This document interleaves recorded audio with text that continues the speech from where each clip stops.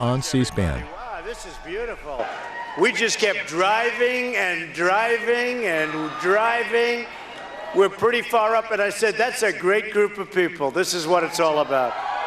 These are the people that built our country. Who watched the debate last night? Yeah, it was good, right? It was good. We had a lot of fun. We got very high grades on that. Even people that hate me gave me good marks. Isn't that amazing? Some of those pundits, they hate me so much, and it was so hard. One of them said, he won the debate, I can't stand it, I can't stand it. They were almost crying. You know, one of the things that was interesting, and it came across even more so on television last night, was the room was loaded up. I think they had like 1,000 seats, which isn't a very big room. That's far less than the people we have today. But they had, let's say 1,000, and they were supposed to have the young people from the college. And what happened is all the rich donors and special interests and the lobbyists got all the tickets, right? Boo, boo, boo. Oh, and I know so many of them. I'm looking at I see these people there, a lot of money, tremendous money, by the way, in that room last night. But I'm looking at these people with those angry faces, and they're looking at me. How could you do this to us? So, and you saw where I complained. I said, all these people, they're giving Bush, who's just wasting money. He's just wasting it. He's taking it. Why don't you just throw it out the window? What they should do is give it to the vets. That would be really nice, okay? Right? But a guy like Bush, he's got $128 million. I've never seen it. It's at the bottom of the pack. And it's just a total, it's such a waste. Well, actually, it's not a waste because all of those handlers that he's got make a lot of money. You know, they make a lot of money. So what you do is I'm looking at the room and I see special interest guys. I see people that represent the insurance companies, the oil companies, the drug companies. That's why we pay so much. You know, the drugs. You know what's happening with the drugs, right?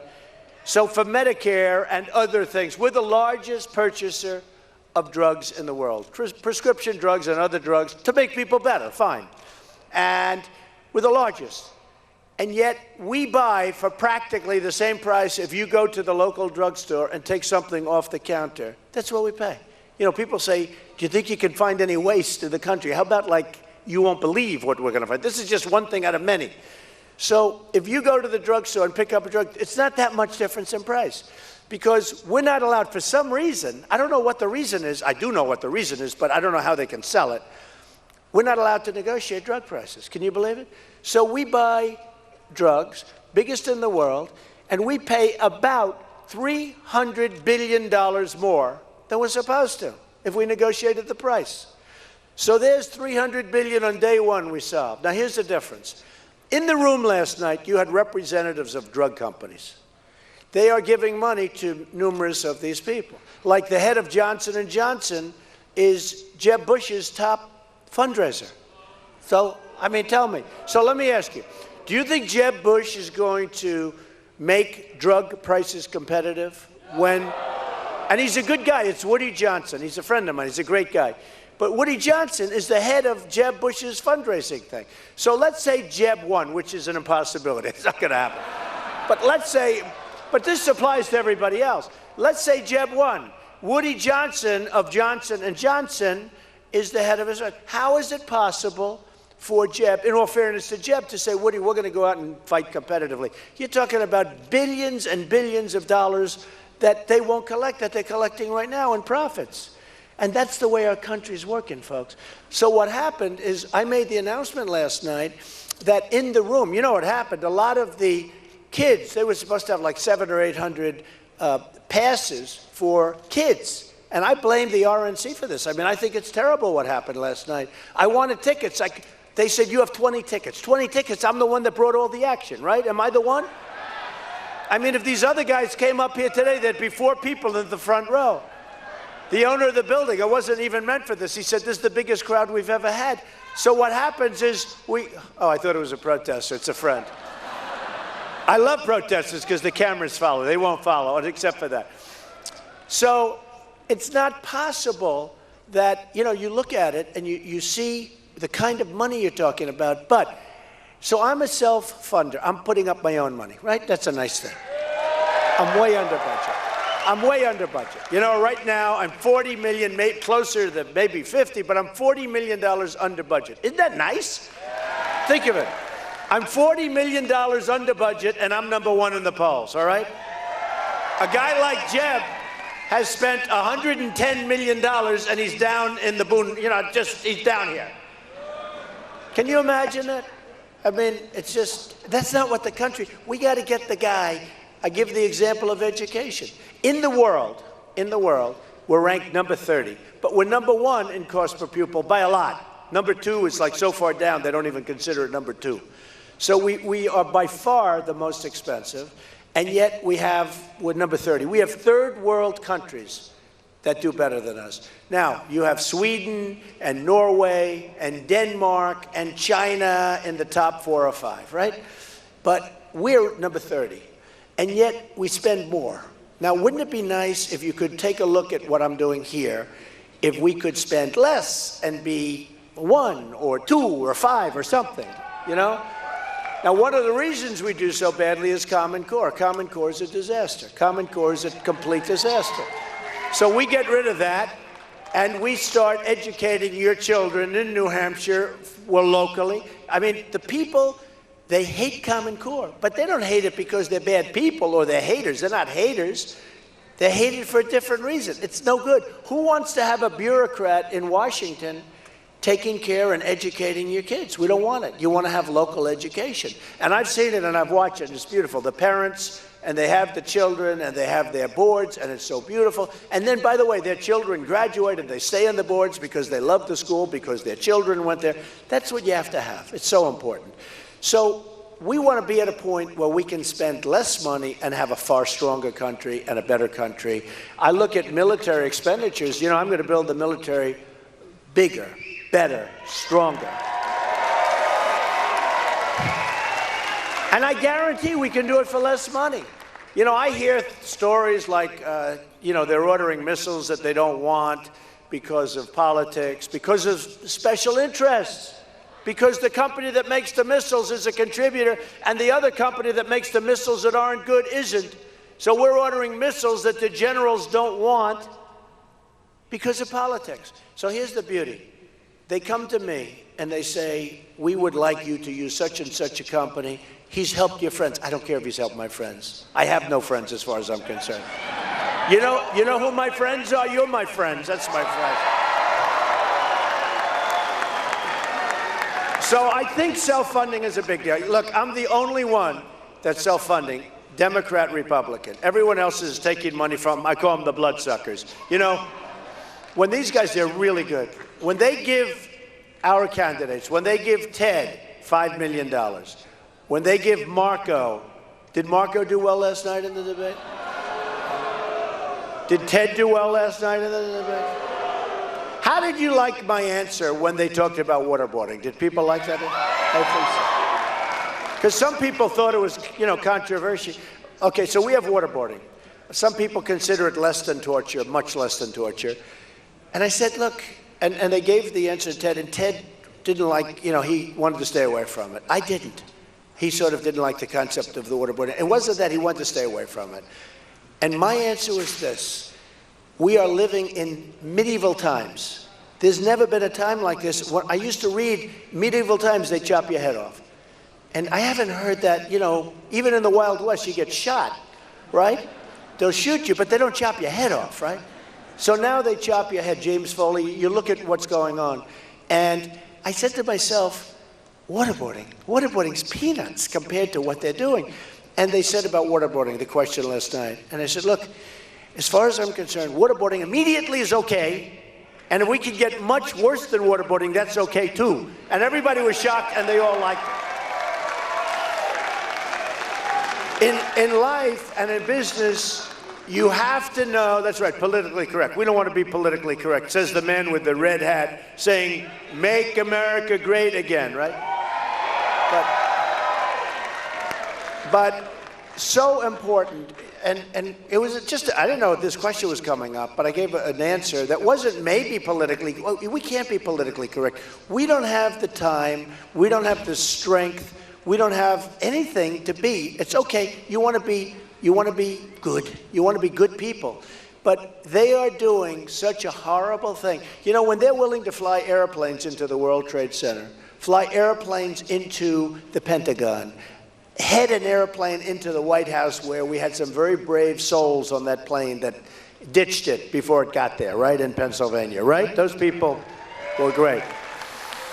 But when they have this kind of hatred and this kind of evil, waterboarding, and I guarantee you they're sitting back there saying, can you imagine these stupid people talking about waterboarding like it's the worst thing, and they're chopping off heads. So when they gave me the question, and the best response I got last night from all of these donors, that you have to understand, they weren't my donors. They were donors to these other guys, and you could see pockets. They went out, because they're rich, and they bought the tickets from the kids that were given the tickets. The kids made a fortune last night. The kids were scalping tickets last night. And the people out there, and I was told, oh no, we gave them to the children of the college. They didn't give them to the child. Unless the child is 54 years old and lives on Park Avenue. So I looked at that audience, I said, this is really tough because I have an audience where I am their worst nightmare. Because I'm not taking their money, I'm richer than they are. I don't need their money. And that's what we need. That's what we need. So it was a very interesting, and people found that interesting last night. In fact, when I heard about it, I said, thank you very much. What the hell did he say? He wants to know, go ahead, say it. He wants to know, who's paying for the wall? Who's paying for the wall? That's it. Actually, we kid and we have fun. They are paying for the wall. First of all, no, they are. Why wouldn't they? They make a fortune off the United States. They have not helped us at all with illegal immigration. We have tremendous problems with illegal immigration. New Hampshire, you know, I have so many friends in New Hampshire, and, you know, before the political thing that we started 7 months ago, I've been up here many times. Great place, great people up here, and that's why I'm asking for your vote. You guys better vote for me. But I don't need your money. You know what I said before? I said, I don't need your money, I need your vote, right? Keep your money. I don't want any of your money. You know, most guys are saying, will you contribute? We'll take anything you have. Give us an undershirt. No, I don't want anything. I want one thing. On Tuesday, you have to get out and vote, okay? Because we have a movement going on that is unbelievable. What's going? It was on the cover of Time magazine last week. And they talk about this movement. It's unbelievable what's happening. And no matter where we go, we get these crowds. And we're going to do great in South Carolina. We're going to do great in Nevada. We're going to do great in the SEC, which are the next events. But we have something going on, and it's a simple movement. It is. Make America great again. We're going to make America great again. And we maybe have a chance of making America greater than it's ever been before. We're going to bring our jobs back. You know, you got stripped in New Hampshire. You got absolutely stripped.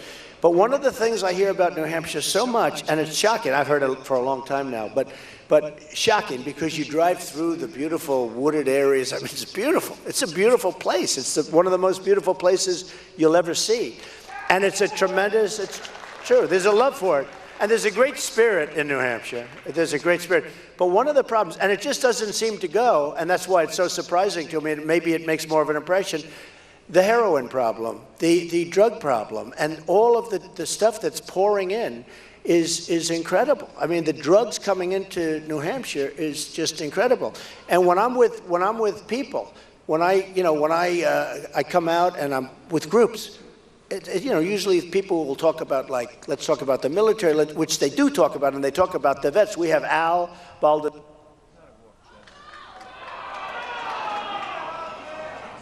Oh, there it is, okay. Oh, the owner was such a nice guy. I saw him, I said, oh, if this mic doesn't, I'd like it if the mic didn't work. You know why? I could say, well, that's all we can go, folks, and you know, we're not going to pay the rent, right? We're not going to give the rent. See, now the country would pay the rent if the mic didn't work. If the mic doesn't work for me, I say, sorry, I'm not paying anything, right?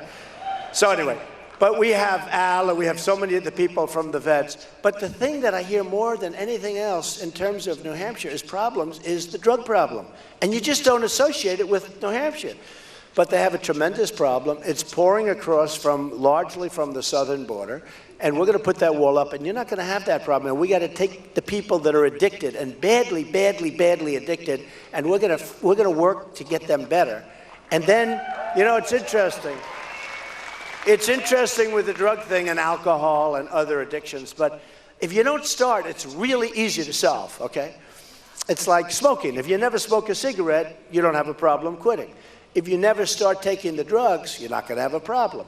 And when we make it so hard for them to get into the country, beyond even New Hampshire, because we're going to have that wall is going to be so big and so strong and so powerful, and we're going to have our border guards. We're going to have our border guards. You know, a couple of these politicians that I'm dealing with, they're politicians. They said to me about 2 months ago, they said, "You can't really build a wall, Donald, can you?" Of course, I said, "A wall? I build buildings that are 94 stories tall. Walls, you know, I mean, give me a break." And it'll be a nice wall. Beautiful. It'll be a big wall, a beautiful wall, and we're going to name it Trump someday, maybe, right? So we have to make it beautiful. No, I don't want to know. But it will be a powerful wall. And I always talk about, right now they have these walls where they build ramps. I never understood. They build ramps going over these little walls, right? You know, we have walls already, little walls. I call them the little baby walls. And they build ramps, and they have these trucks driving right over the ramps, over the wall and down, loaded up with drugs. They drop the drugs off all over the country. Then they come back over the ramp. I said, why don't they just knock the wall down? It's a little wall. I never understood. Why did they why do they do the ramp? I guess maybe they want to be nice to us. They don't want to do any destruction, right? So we end up getting the drugs, and they end up getting the money. It's not going to happen that way anymore, folks. It's not going to happen that way. So when I say I'm going to build a wall, these politicians come up to me, and they're well-meaning, but they're politicians. They don't know anything. I mean, honestly. They know one thing, how to get reelected. That's what they know. They're good at that. And the way they get reelected is all those guys in the audience last night take care of them. And the drug company guys make sure that you never negotiate the price of drugs. And the oil guys make sure that all good things happen with respect to oil, right? And all of these things, that's the way the system works. Because I was on the other side of the system for a long time and a very big donor. And I understand it. But when you have the insurance companies, you look at insurance, health insurance, the reason we have the lines, the artificial lines around each state is because the health insurance companies, the insurance companies want to have it that way. Because they'd rather have monopolies in each state than have hundreds of companies going all over the place bidding so that we can get our prices way, way, way down. Because Obamacare is a disaster, and it's expensive, and it's no good, and it doesn't work.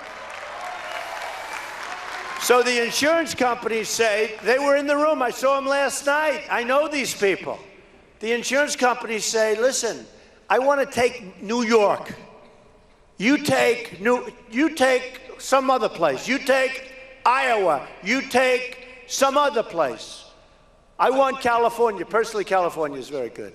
But they have lines around the states, okay? And New Hampshire has the same thing. And for those of you that own business, it's very hard to get many competitive bids. So what the insurance companies do is they say, I'd rather have New Hampshire and not have a lot of bidding than have the right to bid all over the United States, right? One problem. You can't make a good deal. So hard for me to make deals. I have thousands of employees. So hard for me to make deals on health care because I can't get bids, all right? Now, once we get rid of the lines, it'll be easy. Why can't we get rid of the lines? Because the insurance companies give tremendous political contributions to the guys that I'm on the stage with. So whether it's the insurance companies or the drug companies or the oil companies, it's all the same thing. We're never going to get our country back if we keep doing this. We're never going to get it back. I tell the story, and to me it's a great, I could use any one of 100 different places, probably much more than that. But where Ford moves, they're building their big plant, and they're building it in Mexico. And they're closing a lot of plants. They're building a $2.5 billion automobile plant. Trucks, automobiles, and parts. $2.5 billion in Mexico. And I say, how is that good? How is that good for us? Look, New Hampshire knows better than anyone, because you've lost a lot of business to Mexico, okay? I see these places now that some are empty and some are converted to senior citizens, some are converted to apartments, but in the meantime, you need jobs. You don't necessarily need the apartments, you need jobs.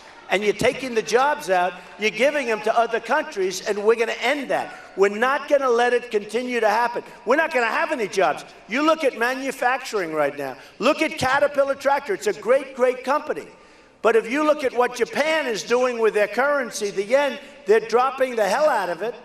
They're devaluing their currency to such a point that Komatsu is knocking the hell out of Caterpillar. We have to say, you're going to do that, we don't want your cars. Okay?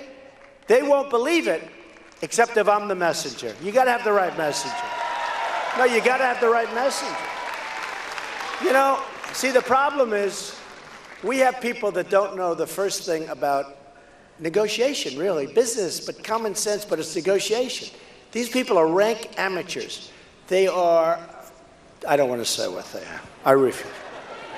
I'll get in trouble. See those people? See all those cameras back there? They've never driven so far to get to a location in their life. But you see all those cameras back there. But it's really true. We have tremendous power because China is sucking us dry. And without us, China, we've rebuilt China. They've taken our jobs, our base, thousands, millions of jobs, by the way, not thousands, millions and millions of jobs. Thousands and thousands of factories have closed because of China. And it doesn't do us any good. And by the way, they sell their product, they put it in, no tax, no nothing. You try putting your product into China. You can't do it, okay? It's really hard. Now, Boeing tried it, and they made Boeing build a whole new big airplane complex, and they kept all of its intellectual property. They wanted this, they wanted that. And all of a sudden, Boeing's going to have this massive place in China, and they're not going to have to build their planes here anymore. So how does it help us? It's going to be a whole different ballgame. So we have a lot of power over these countries. Now, when Japan takes their yen, they have a very strong leader, very smart leader, one of their best leaders in a long time. When Japan, I'll get along with him great. He'll like me, I'll like him, but I'll just say, listen, name is Abe, you're not going to be able to rip us off anymore. It's okay, don't worry about it. He'll respect us more. I have the biggest bank in the world as a tenant in one of my buildings. It's from China. I sell millions and tens of millions of dollars of apartments, condominiums in Manhattan to Chinese people. I love China. Look, there's nothing wrong. I like China, I like Japan, I like them all. Who? Okay, no, what does that say? Oh, no, that's okay. That's not a protest. That's a friend. That's a friend. I had a very bad voice, though, for a friend, right? That's had a very, very hostile voice for a friend. Anyway, so what we have to do,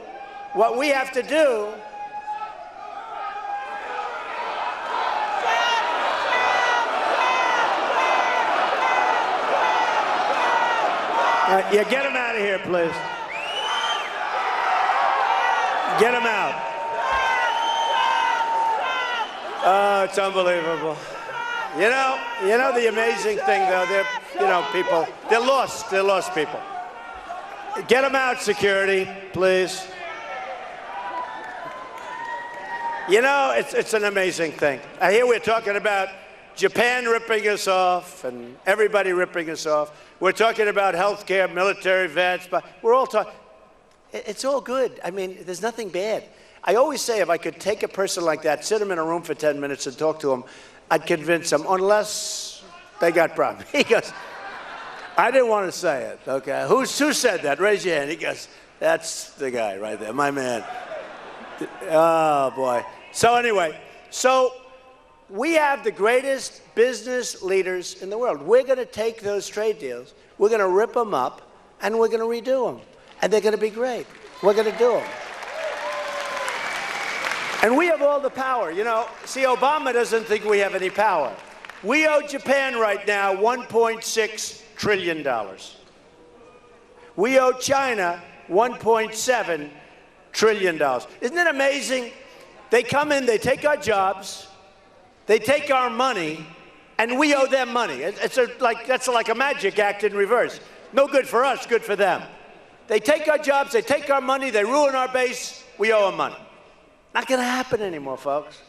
We have Carl Icahn, one of the great businessmen, very rich guy, billionaire many times over. We have a lot of the great businessmen they're not supporting me because I don't want their money, but they are endorsing me and they want to, I'm going to take these guys. These are killers. These are people that some of them you wouldn't like. Some are very nice. Not a lot of them. Who cares? Who cares?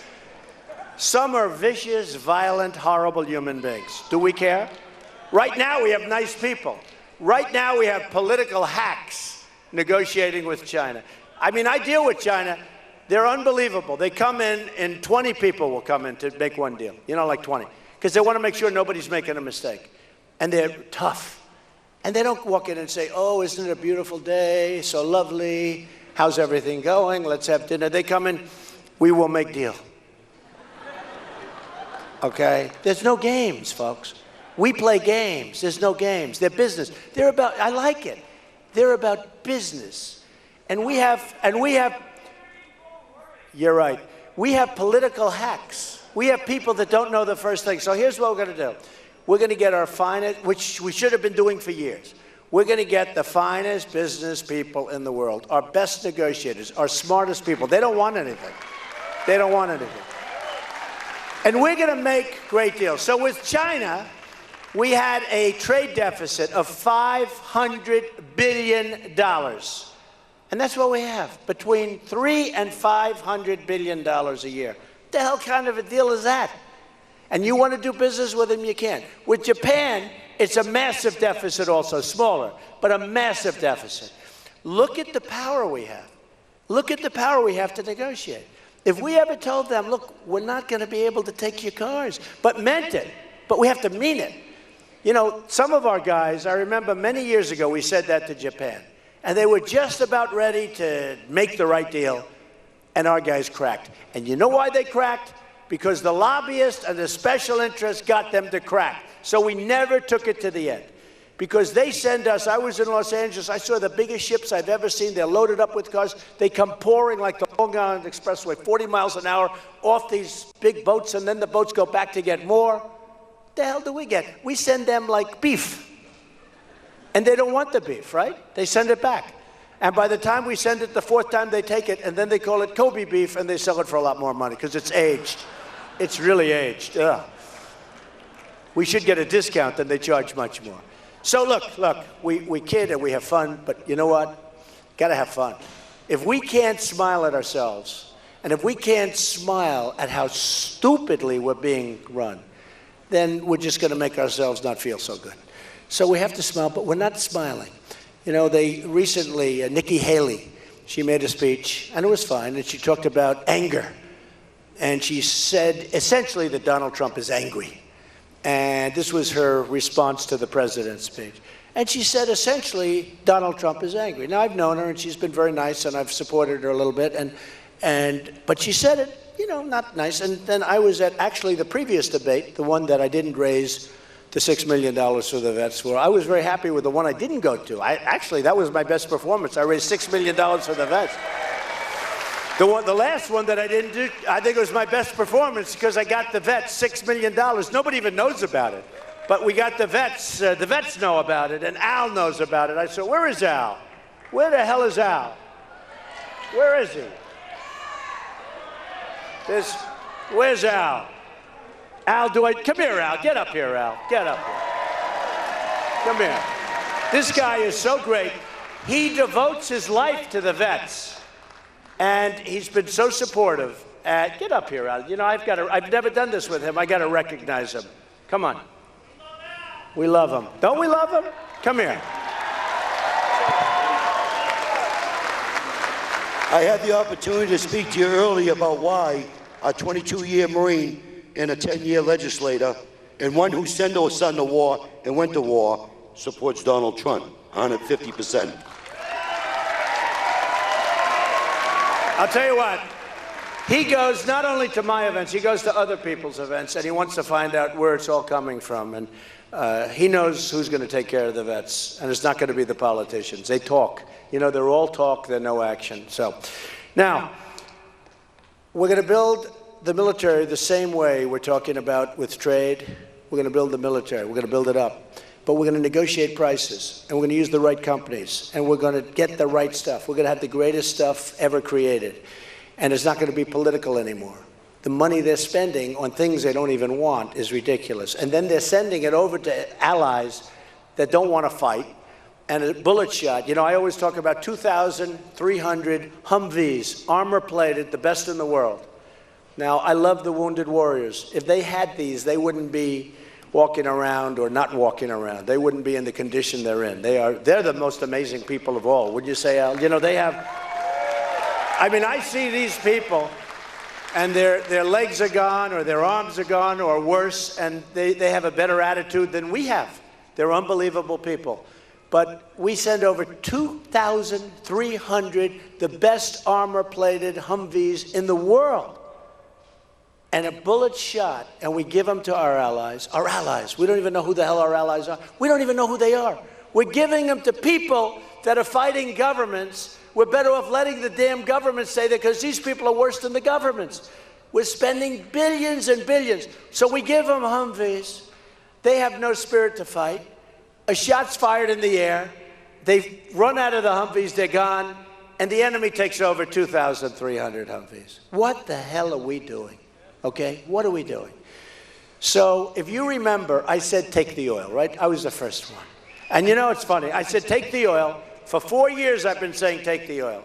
Now they take the oil. They're not taking it, though. They're bombing it, but they're bombing it extremely gently because they're afraid that it's going to cause an environmental hazard in the air. Can you believe? No, can you believe this? Do you think General George Patton ever said we can't bomb the oil because it may have an impact on the carbon footprint? Do you think George Patton, he would have slapped the hell out of that environmentalist? You know, that environmentalist would have walked up to him, General, you cannot bomb because residue will go into the atmosphere and it will affect the carbon footprint. You know what George Patton would have done? He would have slapped the hell out of that guy. That would have been the end of that environmentalist. And by the way, I've received so many environmental awards, you know, I'm not going to knock it. We need clean air, we need clean water, we need beautiful, beautiful clean water, we need clean air. You know, I get a kick where it's not funny, the president talks about the carbon footprint. Then he goes to Hawaii in a 747, Air Force One, that's very old, with the old engines, that spews carbon and everything else into the air. And he goes to Hawaii, stays there for, I guess, almost 3 weeks, and then he comes back on this massive plane with massive engines, and they're very old, and they're not environmentally friendly, to put it mildly. And then he gets back and he talks about the carbon footprint. Give me a break. Stays there for 3 weeks, a lot of golf. He plays more golf than the guys on the PGA Tour play. So we're gonna build up our military, but we're gonna build it up with supervision where we get better than we're getting now, for no more money. In other words, we can build it. I don't even like to say less money, but we can build up our military, and we'll build it bigger, better, stronger than ever before, and we won't spend any more money. It's just like the drug situation where I told you, well, we can't negotiate the price of drugs. You probably have that same stuff in the military, and people don't want to talk about it because they want to keep it that way. Oh, am I going to make enemies with some of my old friends? My old friends. Some of those guys I sat there, I looked. And then you wonder why they booed me when I attacked poor Jeb Bush, who brings out his mother because he needed help. No, he needed help. Mommy, please come walk in the snow, Mom. I like his mother, but I don't like that stuff. I don't like that stuff. We got to do it on our own, okay? We got to do it on our own. So we're going to do that with the military. And we're going to make this country so strong. And we're going to make those borders so strong. And I'm telling you, I was going to tell you about the Ford plant. So here's what happens. So Ford opens this plant. I wouldn't let it happen. I wouldn't let it happen. But let's say Hillary, can you believe it? Now, I will say this. I don't agree with Bernie Sanders on much, although I agree with him on two things. Trade. On trade, he said we're being ripped off. He just doesn't know how much. I know how much. Bigger than he even thinks. The difference is I can fix the trade, and I'm going to make a lot of money with trade, whereas he can't do anything about it. He just knows we're being ripped off. So he's got half of it, but he doesn't have the other half. But he's right with Hillary because she's, you know, look, she's receiving a fortune from a lot of people. There's no way she's going to tell Ford to do anything because I know people that donate to her. She can't do it. She can't do it. If she wanted to do it, she can't do it. So here's what happens. So I say I'm not going to let that happen. Ford's not moving because we have a lot of power if we want to use it. And if Hillary says it, well, I'm not going to let it. Look, she's smart. She's going to say, I'm not going to let it happen. And then the following hour, she'll get a call from one of her donors or one of the lobbyists representing Ford that gave millions of dollars to Hillary, or one of the special interests, or one of the shareholders that they know. Oh, you have to let it happen. And 100% she's going to let it happen. Now, here's the difference. They call me, and they'll say, Mr. President, this is a wonderful day. I say, explain to me how it's good. You're closing up in Michigan and other places plans to build in Mexico. Please explain how it's good. And they'll say, well, it's good, but we do want to build it. I said, that's okay. You can build it. But we are going to charge you a 35% tax for every car, every truck, every part that you bring across our border. We have to do it. We have to do it. And here's what's going to happen. As sure as you're standing there, and I'm sorry we couldn't get your seats, but there are just too many people. Yeah, don't worry about it. But as sure as you're standing there, they'll say the following. This is 100%. This isn't like maybe 82%. This is 100%. They'll say, Mr. President, we have to build the plant. We want to build the plant. We have commitments to build the plant. I say, that's okay. You're going to pay 35. They are going to call back the following day. And they're going to say, could we persuade you? I'm going to say no. Then I'm going to be called by people that I know. I'm going to say no. Nobody gives me money. I'm going to say no. And then I'm going to say, do it or trouble. And they're going to say the following. They're going to call me back within 48 hours.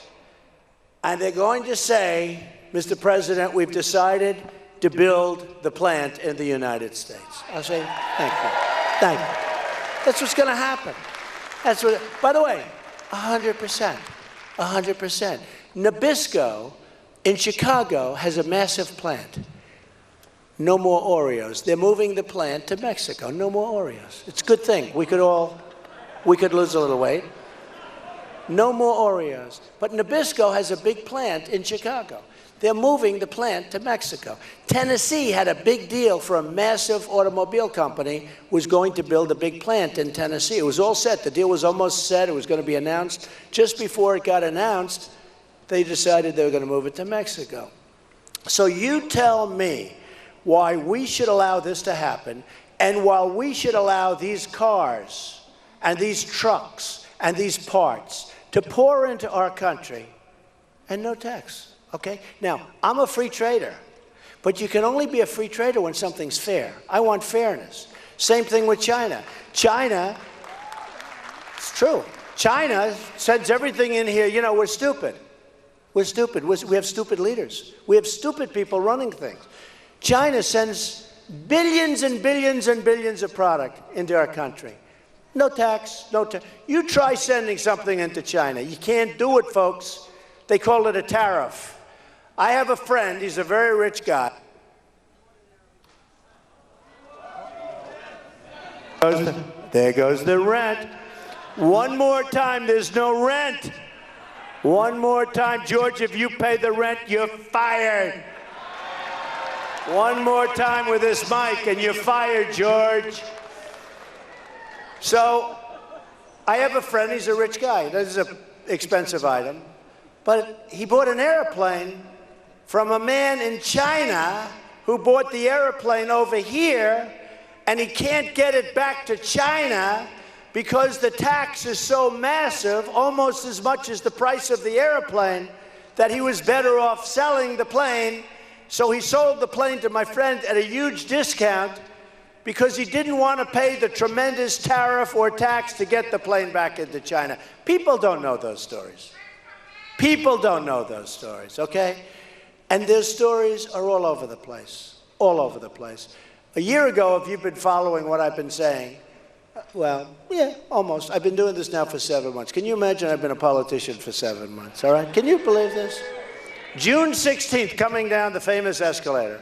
A big decision, because it takes guts, believe me, to run for president. It does. It takes guts. You need a lot of guts, and we need a lot of energy and a lot of everything. You need a lot. But it's going great, and we love it, and we love it, and we love what we're doing. We love the end game. I don't love doing it. It's not that I love this. I love the end game because we have something that we cherish, that we love, our country, and we're going to do such great things with it. You know, we're going to do such great things.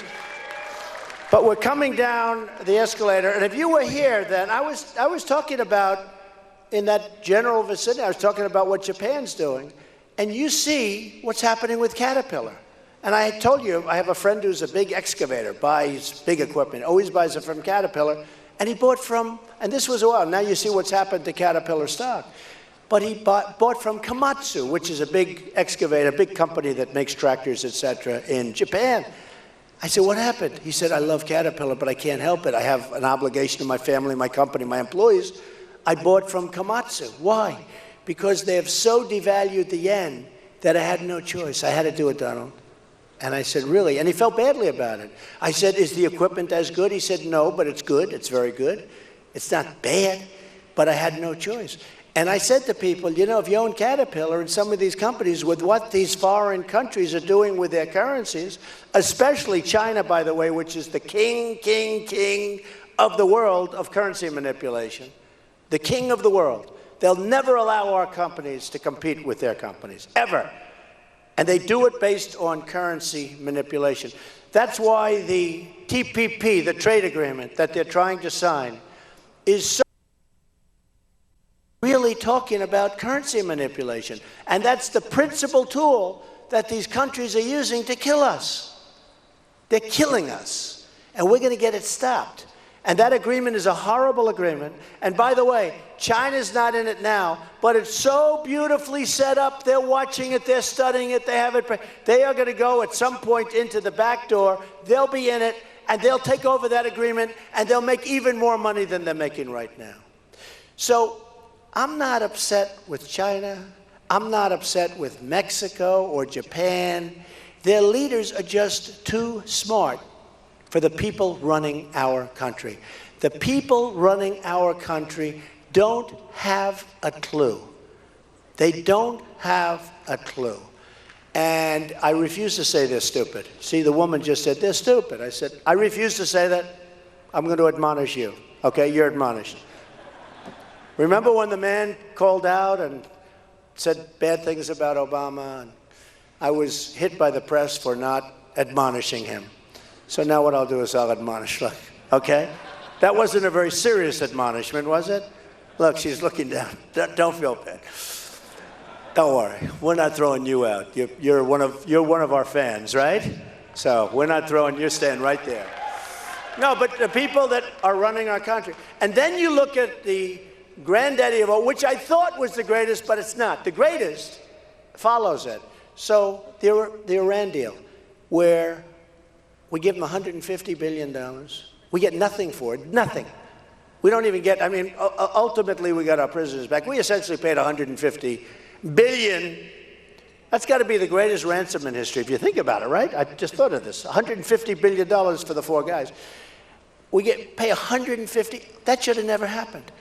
We should have gotten those prisoners back 4 years ago or 3 years ago. We go in and we say, we got to have our prisoners back before we start the negotiation.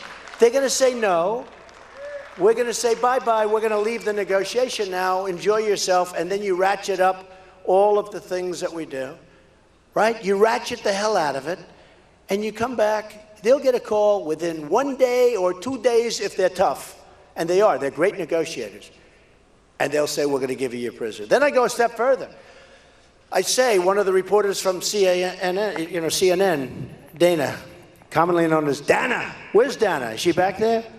She said something that was very interesting. The great Dana Bash. She's a great, great reporter, great talent. She's a great on-air talent. But she said something. She said, you know, you've been saying about your father. My father said, son, take the lumps out. Because he said, sometimes I'm too direct. And I learned from my father, because he was a great teacher. I learned, take the lumps out. So now I'll go back. We have our prisoners back, right? Now I go in to see our great negotiators, the Iranians, the Persians. The Persians are great negotiators. Now, in the old days, I would have said, we're not giving you the $150 billion. And they'll get angry, we'll get angry, everybody's angry. And sometimes it takes a long time to recover from that. So that's the old days. But you get wise, especially when you have a smart father that teaches you, right? So now I say differently. I'll say, gentlemen, we have a problem. We owe $19 trillion. The Republicans just approved a budget that's going to add another $2 trillion. It took them like less than a day to get this thing done. It's an embarrassment that they improved it. The only one that benefits are the Democrats. They got everything they wanted, funding the Syrian refugees coming in, funding other refugees coming in, funding illegal immigrants. They got everything they wanted, right? So now I say it differently. I say, we don't have the money. Sorry. We want to give you the money so badly. We don't have anything. Okay? That's nicer than saying we're not giving it to you, isn't it? So they'll get angry, but not nearly as angry, because by the time I finish with them, they'll feel sorry for us, okay? And they'll say no, no, no, and they'll leave, and a week later we'll call back and we'll make a deal. We'll save $150 billion, okay? I guarantee we'll save 100. And we'll end up with an agreement that's better than the one we have now. We never walked from that deal. Think of it. One of the things you have to do every once in a while is walk. How do you negotiate a deal where they're dancing in the streets all over Iran, calling us stupid, burning the flag? This is before the deal got done. They're celebrating the deal, saying how stupid we are, saying it's one of the greatest deals ever made. They're dancing in the streets. The population is even saying, what a great deal this is, right? And we keep going in for more meetings. If they started dancing in the streets before I made a deal, I'd say, I'm getting the hell out of here, because it would be embarrassing, right? We never once walked from the deal. And I kept waiting for Obama to walk from the deal, meaning his person, Secretary Kerry. Wouldn't it be great? Hey, how about if I represented the United States instead of Kerry? Do you know how good that deal would be? Do you know how good that deal would be? Okay? Do you know how good that deal would be? Or if we got one of our great business people to negotiate that deal. Who the hell? It wouldn't be like Trump, but that's okay. But look, so here we have this deal that's a horror show. 24-hour, 24-day inspection period. But that doesn't start, the clock doesn't start ticking until you go through a whole process. All sorts of other problems like self-inspection. How about self-inspection? Remember? And I joke, Obama calls him the supreme leader. He says, the supreme leader said, I'm not calling him the supreme leader, not my supreme leader. The supreme leader said the following. There's something going on here, I'll tell you, something very strange. But how about you call up and you say, this is a self-inspection area where they, it's a very secret area where they, probably that's where they're making their deal, right? So he calls up and says, we hear you may be making nuclear in this area, and you have to inspect. Would you inspect and call us back? Oh, yes, we'd love to. Next day. No problem, Mr. President, we aren't doing it. We just checked. We're self-inspecting.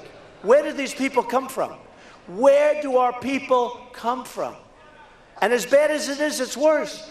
Okay, so I've been saying it's one of the great deals I've ever seen. Greatest deal I've ever seen. To get $150 billion, we get nothing, right? Okay.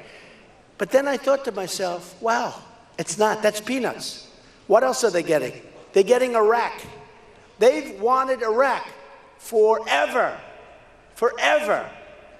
But we have Iraq, and they have Iran, and they were always the same militarily. And they fight, and I tell this all the time. They fight and fight and fight. They move 10 feet here, 10 feet here. Somebody uses gas, it gets exploded, They stop fighting for a couple of years, then they go back and they fight. The line never moves, right? They fight. It neutralized. And I said in 2003, 2004, don't do it. I didn't know about weapons of mass destruction, which turned out that they didn't have. But one thing good about, look, if you take any look, their leadership, anything, in Iraq, they used to kill terrorists, right? Saddam Hussein killed terrorists. Okay, today it's Harvard for terrorism. You want to be a terrorist, you go to Iraq. Saddam Hussein used to get great pleasure out of killing terrorists. We didn't have these problems like that. So he would kill terrorists. Now we have a mess. So and this only came up in my mind a couple of weeks ago, because I talk about the Iran deal because I cannot believe how bad a deal it is. It's a great example of bad deal making, right? And then I said, wait a minute, the best deal is that they're actually getting Iraq. So Iraq has the second largest oil reserves in the world. So Iran is now getting Iraq. They're taking it over, just like you hear, they're taking it over. Now they're getting Yemen, and they don't want Yemen. But they do like the border between Saudi Arabia. I mean, I'm good at this stuff. You know, I talked about bin Laden in my book that was written in 2000 before the World Trade Center came down. And Joe Scarborough, a great guy, or Morning Joe they call him. Anybody know Morning Joe? Great guy. He heard about it. He got the book. He said, Trump talked about Osama bin Laden 2 years before the World Trade Center came down. Because I saw this guy on television. They did a report on him. I read some papers about him. I said, he's a bad guy. You better do something. I wrote about him in the book before. He could have been taken out. He should have been taken out. Clinton had a chance to take him out, and he didn't do it. He had a chance to get him, and he didn't do it. Bush should have done it. But he didn't do it, and they didn't do it. And the World Trade Center came tumbling down. Thousands of lives. Thousands and thousands. Worst attack in the history of the United States. Worse than Pearl Harbor, because it was a civilian attack, not a military attack. Worse than Pearl Harbor. So we have to go, and we have to get smart. You have Iran. Now they're rich. They don't have to build nuclear. They can afford to buy it. And do you notice where they're spending all their money? They just bought 118 Airbus jets. That's Boeing's competitor. Boeing is here. Airbus is over in Europe. They didn't buy from Boeing. They bought from Airbus. So they bought in Europe. They're buying missiles from Russia. They're buying all sorts of stuff from Italy and other countries. They don't buy anything from us. 150 billion. They're giving us nothing. We get nothing. We get nothing. And then on top of it, after the deal is made, they attack our 10 wonderful sailors, and they put guns to their head, they drop them on their knees, put your hands up, and they have some rough guy with a rough voice essentially screaming at them, right? You heard it. Humiliation. Now, they'd still be there. They'll be there forever, except they're smart. They didn't get their 150 billion until 2 days after that. And they didn't want to say, oh, gee, we're not going to get. They're smart. So they let them go. Vicious, vicious humiliation for us. Not going to happen with us, folks. It's not going to happen with us. All right? Just remember that. So we're going to be tough on the border. We're going to deal with China very nicely, but we have a lot of power, and we have a lot of money that goes to them. We don't have a lot of money because they suck it out, but a lot of money goes to them. We rebuilt China. What happens is, last night, a missile went off in North Korea. And nobody knows what it is, and they're sort of saying it's for satellites. Well, okay. So there's a lot of threats being made by this guy. We have 28,000 soldiers on the line. A lot of threats, a lot of threats. South Korea makes a fortune. Every time I buy televisions, thousands of televisions a year. Every time I buy them from South Korea. We don't make televisions anymore in this country, okay? We should. We don't make televisions anymore. We used to make Zenith and this, and we don't make them anymore, RCA. So now you got to buy them from there, thousands. They're an economic behemoth. They pay us peanuts. They pay us peanuts. They should pay. They should pay. At least break even, at least something. They should pay. We protect Germany. We protect Japan. We protect places you don't even know about. I've really become good at this stuff because I'm looking at it. And you know, when they say we have 10 times the military budget of anyone else, you know why we do? Because we protect all these countries for nothing. We protect Saudi Arabia. Think of it. No, we protect Saudi Arabia. Saudi Arabia, before the oil came down, now they're making half. Saudi Arabia, before the oil came down, was making $1 billion a day. And we protect them. We get peanuts. And we lease land for our military bases. We pay them rent. Okay? It's over. It's over. It's over. Okay? It's over. So, and honestly, I don't have teleprompters. I don't have a speech that I'm reading. Ladies and gentlemen, it's so nice to be with you. New Hampshire, please vote for me. If you don't vote for me, I'll never speak to you again. All I want is your vote. I will straighten it out. It's so easy. There's so much fat. When you talk about, some of the people that own businesses know really what I'm saying. When you talk about, and this is easier. I mean, the numbers are bigger, but this is easier because you have businesses, you know, you look for every penny. Here you're talking about trillions of dollars potentially. But we got to straighten it out. And we have, as an example, our agreement with our treaty with Japan. If Japan is attacked, we have to attack and go to war and fight whoever attacks Japan. Okay? If we're attacked, they don't have to do anything. These are the deals we have. So if we're attacked, Japan doesn't have to help us. If they're attacked, we have World War III. Not going to happen like this, folks. We got to make it fair and equitable, okay? All right? So I just tell you, because it's New Hampshire and because you have that tremendous problem with drugs, we're going to stop it. You're not going to have the drugs coming in and destroying your children. You're not going to have it anymore, folks. You're not going to have it. Your kids are going to look all over the place, and they're not going to be able to find them, okay? They're not going to be, when mommy and daddy go to Florida and they want to get drugs, they're not going to find them. They're not going to be all over the streets. And so cheap. Part of the problem is this stuff is so cheap. That's the allure. They're not going to find them. They're not going to find them because we're going to stop it up. And we can do it. We have great Border Patrol. You know, I started this where the Border Patrol called me and they said, could you come to Laredo, Texas? I went to Laredo, Texas. That's the first time anybody saw the hat, the white hat, like that guy's hat.